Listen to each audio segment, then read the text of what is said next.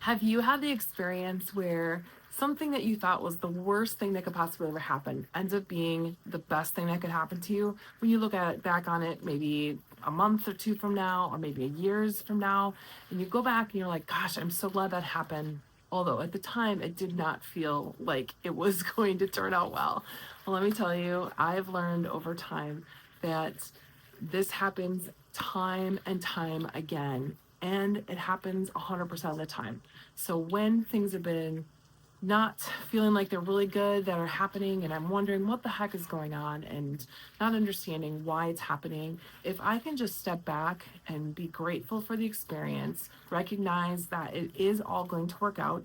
God is good all the time. I don't understand this right now, but if I can step back and not go down the fear rabbit hole or the anger rabbit hole and all those things that really cause me a lot of suffering, and I can just deal with the issue that is, right in front of me head on.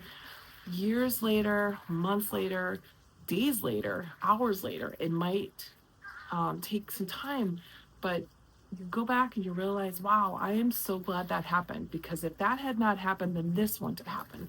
And I'll tell you, the path is always laid out exactly how it's supposed to, even though at the time it feels awful and like it's not going to work out.